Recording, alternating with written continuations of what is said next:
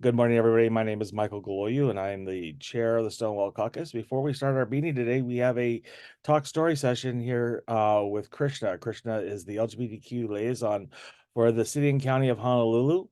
And so we're going to spend the first half hour with him. And so I'm going to turn it and give it to Krishna. Go right ahead. Michael, thank you, and good morning, everybody. As Michael mentioned, my name is Krishna Jayaram. I am the city's LGBTQ liaison. The mayor managing director designated me as such in the fall of last year.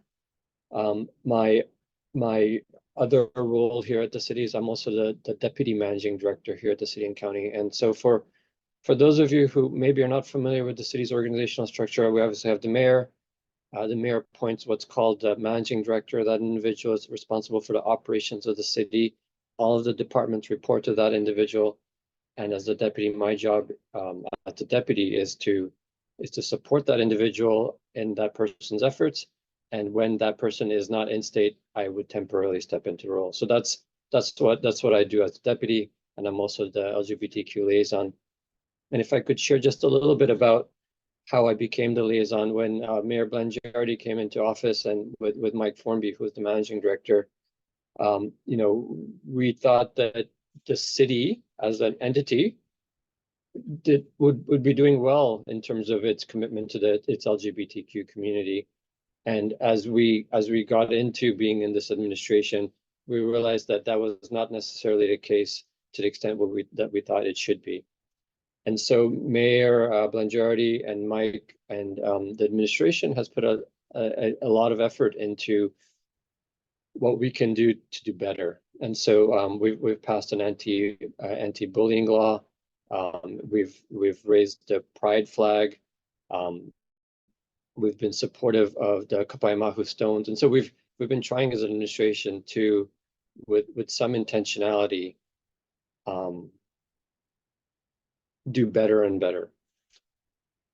That has been informed in part also by the Municipal Equality Index and the results that came out of there. And Michael was kind enough to share with me that we need to be mindful about not taking that as the end all be all in terms of how we do as a municipality. But when we came in at a very low score, we've worked with intentionality. It was at a 60.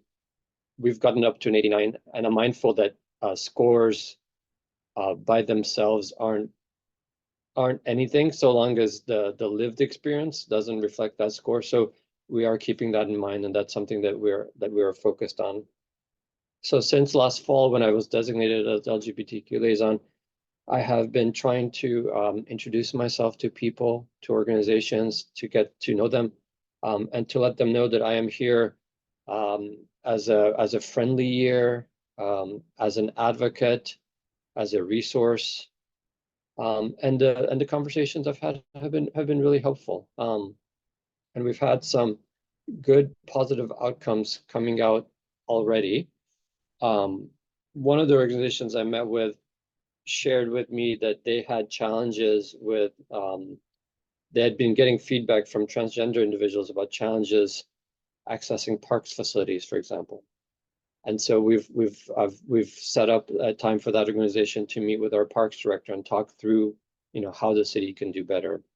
Another example is at our DMVs. We run the DMVs, and so again with transgender individuals, making sure that we are working with them in the best way we can. And so that organization is going to provide us with training for our counter staff.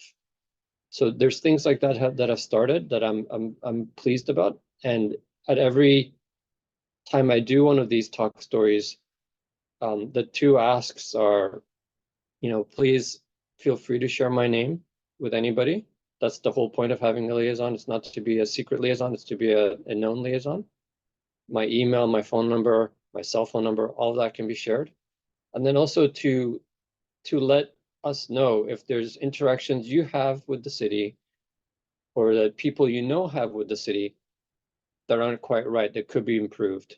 And that's what I want to know. And so I want to be able to work with the departments and make improvements. I will share that in terms of why I am in this role, because that's been a question. I am not myself a member of the LGBTQ community, but the reason I am in this role, I think it's a balance of having somebody appropriately within the organizational structure of the city, who has access to the mayor, who has access to the managing director, who has a relationship with the city council members, and who can affect change and drive change. That's part of it. And part of it is that, in those efforts to improve how we work with the LGBT community, I've been working on it with Mayor and Mike, the managing director. And so I have been involved along. So when the time came to decide, hey, do we want to do this? That's how I believe they settled on me. I do recognize I've gotten feedback from individuals that say, you know what, the LGBTQ liaison should be a member of the LGBTQ liaison. And I appreciate that concern. I understand that concern. I get that I have my lived experience. And so I can be as empathetic as I can be, but I cannot truly know some things. And in looking at our cabinet, the obvious choice would be my boss, the managing director, to be in this role because he is a gay man and he is the number 2 in the entire city. And the reality is he has so much to handle and he is engaged. But in the official position, it's the person who's going to go work with the departments and keep him informed. That's why I got put into this role. And I recognize that maybe this role, it's an evolution, right? Maybe someday we will have a standalone liaison. Maybe someday we'll have a chief DEI officer for the city. We're not there yet. And I just see this and what I'm doing now as a step in that progression. And so I don't come to you as any kind of person who has deep knowledge about LGBTQ issues. I'm trying to learn. And so I'm coming to you to please work with me, guide me, help me, and give me advice, and let me know when we can do better and when we can do more. Mike, that's my sort of my overall share, and I'm open to any questions you all might have. Well, thank you. So, yeah. So if you have any questions, just go ahead and raise your hand, and I will call on you. Uh, if not, then I will go to some of the stuff we discussed before, and some of the things that I warned you about for today. So, I'm opening up the floor. I know you're not shy out there in Zoom land. Okay, well, you guys figure that out. Let's talk about over policing and the fact that the gender markers do not match on the HPD forms that are required by state law. Where are we at with that? So, Mike, thank you for that question. And Mike did give me more than fair warning about some of the issues that he was going to raise. So, Mike, I spoke to Chief Raddick about this, and they are, and I need to get you more details, but they're working towards an e-citation program, and they will be including the X gender on the citation. They're working on updating their forms to allow for that. I don't have a timeline for you. This is part of a discussion I wanted to have with this group and other groups is creating some sort of working group that works with HPD. But I have pinged them about this. They tell me it's happening. They also told me that there's a motor vehicle collision form that's a state form that does not have an X gender designation. And so that's something that I'm gonna reach out to the state and see how we make sure all of those things happen. Okay, good. Okay, thank you. Also, I know we talked about training with HPD when it comes to interactions with the LGBTQIA plus community. Misgendering is the number one reason a perp, for the lack of a better term, gets off, or when you're misgendering, or when a officer misgenders a victim. So we need to work that definitely that while working with other groups to provide that training for their officers, as well as understanding the nomenclature when talking with our community. So Mike, yeah, sorry, please No, go finish. ahead. No. So I had that discussion. We are rolling out LGBTQ cultural humility training at the Liquor Commission. I have asked our central HR people to sit in on that. I also met with our HPD LGBTQ liaisons to talk to them about training and the adequacy of training at HPD. They acknowledge that new recruits who are coming in do receive some training. However, I don't know exactly when that started. And so there's a generation of HPD officers who probably never went through any kind of training. And so I have asked HR to sit in on the Liquor Commission training to watch it, evaluate it, consider it, and then we can have a bigger discussion about, is that something that we do with HPD? Is that something that we do more broadly through the city? And so that's where we are with that. But I acknowledge in talking to the HPD liaisons, Mike, that there is a generation of officers who have never gone through this training and probably need it. Okay. Okay, other people, you have questions, raise your hand. Otherwise, I'm going to go through my list. Okay, the other one we have is, why have we never received a response from the mayor's office when it came to our request for the travel ban? Yep. The simple answer is we dropped the ball on it. I don't know why you never got a response. Everyone who writes to us should get a response. I have raised it again with our attorneys to make sure it's a pure policy issue, so they're looking at it.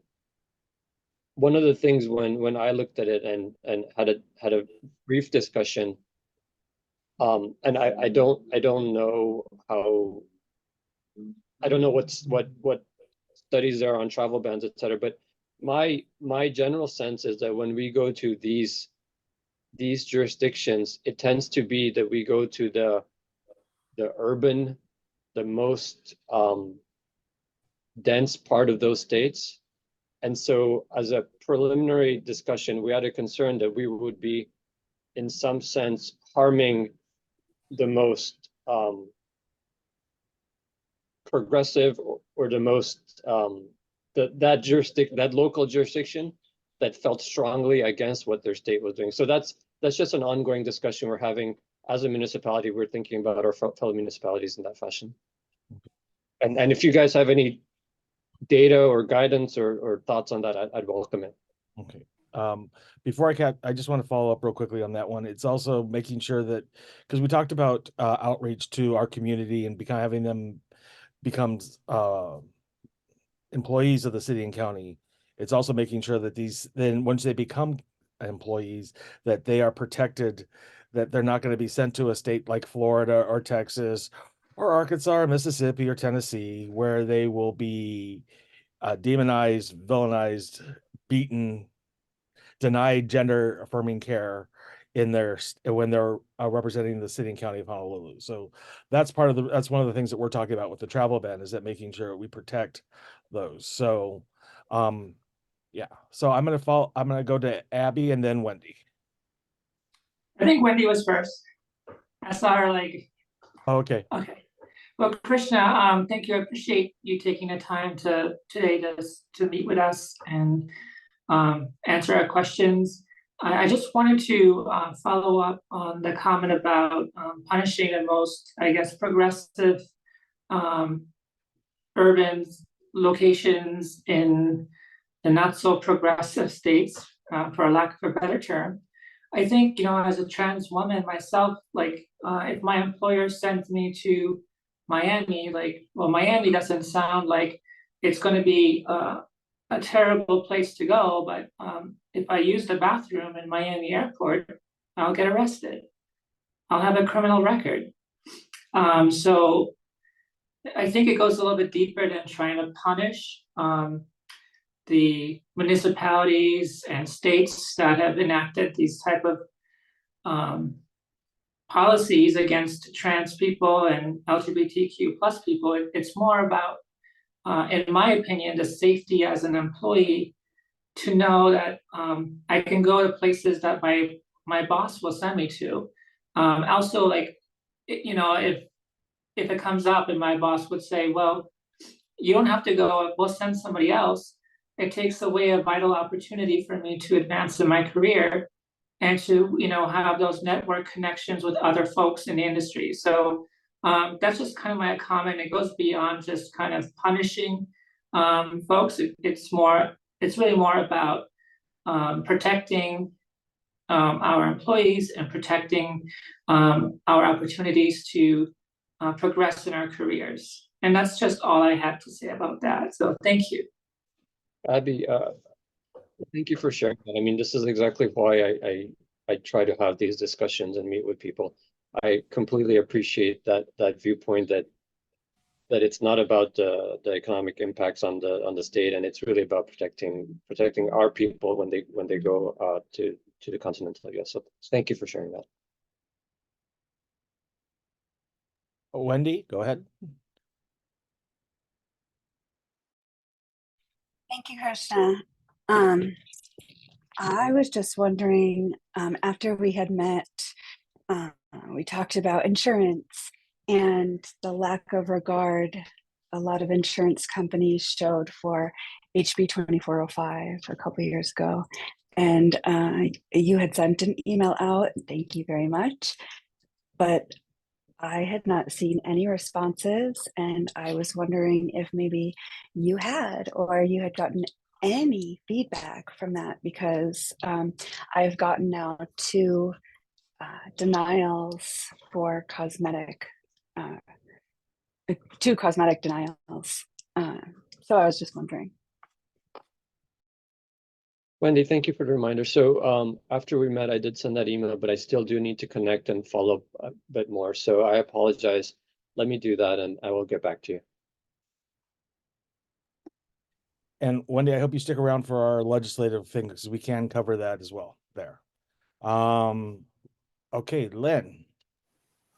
Good morning, everyone. Good morning, Krishna. Thank you so much for being here. Wendy, good morning. I wanted to, I think I saw that email. I think that Krishna included all of the city council members, and council member Dos Santos Tam had responded that he's, that perhaps you had worked together in the past and that he would like to meet with you and work with you going forward. So please reach out to me or reach out to our office. We can talk out loud, offline, anything. Is that it? Okay. Next, anybody else? So I was talking with the nurses last night, and this past week. So just so everybody knows that I ran into Krishna at the strike line for the Kapiolani nurses strike. And I saw firsthand how the nurses were being over policed in their striking when they were striking at Kapiolani Park. And so not Kapiolani Park, Kapiolani Medical Center. And so as we all know, LGBTQI issues are labor issues, and labor issues are LGBTQI issues. And so what I wanted to bring up is there been any discussion with HPD about their interactions and how they were taking direction directly from Kapiolani Medical Center with how they were going to be picking and choosing which laws they were going to enforce on that strike line? So Mike, thank you for the question. And I did run into Mike at the strike line. My wife works at Kapiolani. She has a lot of people she loves who are on the strike line. So we were there to support our friends. I have not had a discussion, Mike, with HPD about how they handled the strike line. I didn't realize that the allegation was that they were taking instructions directly from hospital staff. I did hear through my wife that the nurses were very upset with how HPD was conducting itself, but I didn't realize that there's a further layer of an allegation. So let me look into that, or at least talk to Chief Hirakawa and just get an understanding of what the instructions were for the officers who were on duty that day. just so everybody's aware, this is I ended up having that conversation after I saw you. I spoke with several members within the nurses hierarchy, and that basically what would be happening every day is HPD, whoever's in charge that day, would go in, have a meeting with Kapiolani Medical Center, the admin, and then come back out and say, well, these are the rules for today, and you can only do this for 5 minutes. Where technically, according to the bargaining agreement and striking protocols, is they could actually have blocked the driveway for 30 minutes, and they did not. And so they kept on every day. It seemed like they would see the HPD, whoever was in charge, walk into Kapiolani, and this was reported to me by multiple higher ups on the nurses line, that they then would then come back out and say, well, this is what we're doing today. And so the impression, or basically the inference, is that HPD was taking their directions directly from Kapiolani Medical Center. Because if they already had their instructions from the chief, there was no reason to meet with Kapiolani Medical. They could have met with the nurses first if they were coming directly from HPD headquarters. So yeah, and the rules seem to change day by day. And the way they decided when and if they were going to ticket people for honking. Yeah, they ticket some people for honking, not everybody. So I hope everybody that got ticketed for honking goes in there and says, look, it's inconsistency in policing, so they automatically got those thrown out. So, but anyways, I just want to make sure you were aware of that, and that we would want to follow up on that one for sure. Okay, I appreciate that. I didn't realize that there was a further background, that officers were going inside and coming out. And were they talking to a lead nurse in terms of, here's what we're going to do today? Is there any sort of any concrete details you can give me, Mike? I can offline. I will get you the names and numbers of the people they did talk when the HPD would come out and announce whatever the new day's orders were. So I appreciate that. If you could, I will follow up. okay. Let's see. Anybody else? Questions, concerns? We have Krishna right here. Okay, Lynn. Thank you, Chair. Krishna, I know that you had previously mentioned that you're not a member of the LGBTQ plus community. And so very early on, I know that it was important to you to reach out to as many entities in the community as you could. I was very, very fortunate to be one of the people that was brought into your loop. And because it came, because of the work that I do in the community, and I do identify in our community. So can you give us a little bit more detail about who else you've been kind of collaborating with, or plans for collaboration and outreach?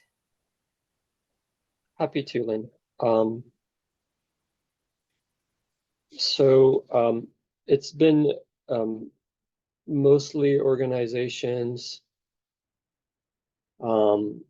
So I've met with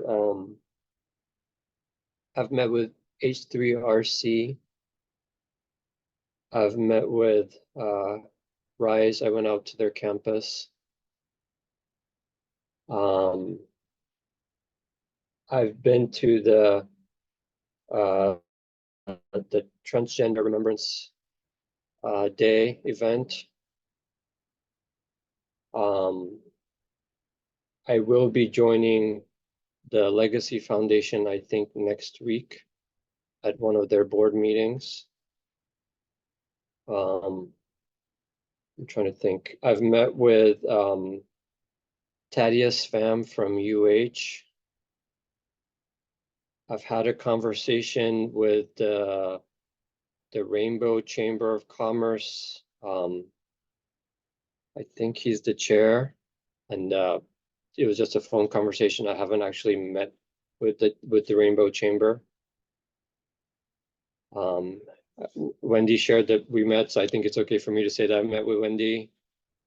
I've spoken to a handful of employees when the announcement came out. A handful of employees did reach out and say they're excited and they want to be able to help.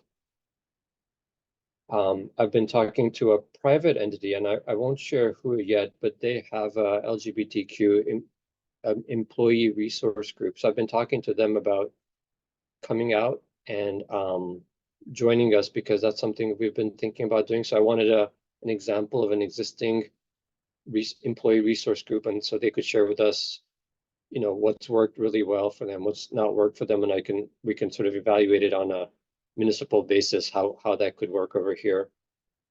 I've met with the HPD LGBTQ liaisons. I'd like them to have a higher profile, to be honest. I think they have a less than ideal profile right now in terms of the LGBTQ community. Whenever I meet with folks and let them know there's a liaison at HPD, it's usually a surprise. We've been meeting with the Department of Enterprise Services twice with the Legacy Foundation. Last year, the Legacy Foundation did not have the best experience working with the city on planning Pride and the Pride Festival. And so we decided to engage early this year. So we've been engaging since January. So this is our second meeting with DES, DPR, HPD to make sure that we can do the parade bigger and better and the festival bigger and better this year. So those are some of them, Lynn. I'm sure I'm missing. So I met with Gregory House, and there might be others, but those are the ones that come to mind right now. It's fantastic. These are huge steps forward. I'm appreciative that the mayor and the managing director realized the need for this position. Knowing you and your integrity and your commitment, I'm grateful that they chose you. Of course, we all know that it had, if there was someone that could have made the impact that was part of that cabinet that was LGBTQ, that would have been an obvious choice, but you're a good choice. I wanted to thank you because I know that you're committed. I know that you and I spoke about how surprised you were to find out that there was someone appointed for LGBTQ issues in HPD, but that they kind of were just kind of low key. And also, I appreciate you acknowledging that if there was training, there could be huge gaps. So that's a big one. Also, I was thrilled to talk to you about Pride. It's a personal commitment, a personal goal of mine to get the entire council engaged in Pride. So we're going to start on that a little bit earlier this year. And of course, we're grateful that the mayor has a presence and support in all of that. But we need, I would like to see our kind of a presence that would be an overall council presence, since they are the legislative body in the city. So thank you. Thanks for for all of that, all your outreach. Oh, I guess I should close in saying in this particular realm that the onus, that the responsibility also comes on those of us in the community to now reach out to you as a point person in city government to also make suggestions about who you might engage with. Yes, Lynn, I appreciate the kind words. And yes, if there's other people I should be meeting with, I know the community is vast, so please let me know. For sure. On that note, when anybody watching this video, reach out to us. We'll put his contact information when we post the video, or you can reach out directly to Krishna. So you can have your own meetings and not, so to reach out directly to him. Not following up on the Pride, it would, since the city organization, since the city like HPD, Honolulu Fire Department, and other departments actually appear in other parades, it would be nice to see not just the mayor's office, but the actual administrations, other parts of the administration show up in the parades as well. We see that in all the other large municipalities across on the continent. In Hawaii, Honolulu being the 11th largest city, it would be also nice to see that kind of commitment from the city when it comes to Pride. Thank you for that comment. And, we didn't have Pride for a number of years during COVID. I think 22 is when it started back up. And I acknowledge that our group there was not as big as we wanted. But last year we did have HFD, we had HPD, we had ENV, we had BWS. We made sure that we had people from all of those departments, and we had a good group, a large group out of our cabinet, and we will continue to work on that and make sure that, as you noted, we should have our entire cabinet there and be supportive. Thank you. Wendy, go ahead. Thank you again. And I just wanted to mention that I hope that with the groups you have already mentioned that you've met with, and I love that you've met with so many, and thanks again for meeting with me. I'm with HISIS, and we have paired with Queer Doc, and we've taken on a medical director who will be doing trans care. But I hope that you have noticed the lack of T in the LGBTQ plus, and being on colonized, stolen land that once, like Mahu, had a very big presence on. That's so important, and it's needed. And I just wanted to throw that out there that there's a lack. It's sad. That's it. No, thank you for sharing. Understood, Wendy. I do want to leave you, since we're coming up to the end, I told you I was only going to keep you 30 minutes on this 3-day weekend, and we do want to thank you for being here with us. I do want to leave you with this idea to take back to the mayor's office and those in the cabinet, is that we have some pretty big bills coming up in the legislature. I've seen the mayor testify on other things, so we would like to see the mayor reach out and testify in support of our legislative priorities. If it's not in his official capacity, he's, as a private citizen, he's more than welcome to testify in support. And the same goes for your entire cabinet. We do, for those that are paying attention, we do put when our priority bills get hearings up on our social media platforms, or if you're on our email list as well. So we do our best to try to get that out there. We would like to see that kind of concrete support when we're doing, because we're going to have a pretty big battle here, it looks like, up in 2024. We're looking at the Con-Am specifically. So Mike, to that point, we will be testifying on the Con-Am bill, the one that deletes the wording. So we are going to do that. If you have a list of the bills that the Stonewall Caucus is tracking, and that you let me know which ones matter to you, and then we can sort of look at those and figure it out. But we are testifying on the Con-Am one. Okay, great. Thank you. Oh, Joe. Thanks, Mike. And aloha, everybody. It's really great to see everyone here. And Krishna, I just really appreciate the fact that you are taking the time to be here today. And I just wanted to speak because you mentioned in one of your opening comments the Kapai Mahu project. So I just did want to say that our experience, the Kapai Mahu project team, and trying to raise awareness about that site and then have the new interpretive plaque installed was a great challenge, because there are some different viewpoints along the way. But our engagement with the city, and particularly the mayor's office, on that effort, we found to be extremely helpful in terms of the judiciousness with which the mayor's office treated the subject and gave all the interested parties opportunities to engage and have interesting and ultimately really good discussions, even though it was a challenging subject for many. So we really appreciated the city's openness to that. And So going forward, I appreciate the fact that oppressed communities, first and foremost, need to have their voices leading discussions.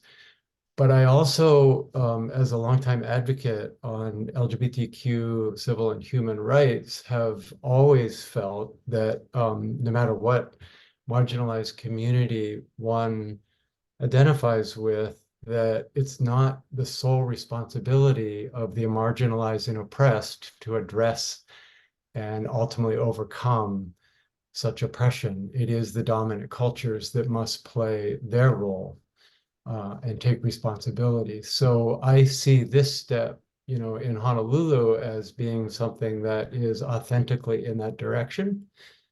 And I think having someone like you in this role is really an important statement that the city and county of Honolulu is making. And I know our community will always seek to hold people accountable, but I fully believe that, you're up to the task and you'll, represent the city in the best way possible. And in this way, Honolulu will be an example of what it means for that kind of solidarity to overcome these larger societal challenges. So I'm grateful for your taking on this responsibility and look forward to working with you going forward. Thank you, Joe. Okay. Anybody else? Going once, going twice, sold. Again, thank you again on behalf of the Stonewall Caucus. We do thank you for giving up part of your Saturday. Having to go into the office on a 3-day weekend is not fair. But thank you. Tell Formby I say hi. And I will see him shortly, apparently, hopefully. And that again, thank you. And if anybody needs to get a hold of you, we will put that in the we post the video how to get a hold of you. Okay. Thank you, everybody. Have a great long weekend.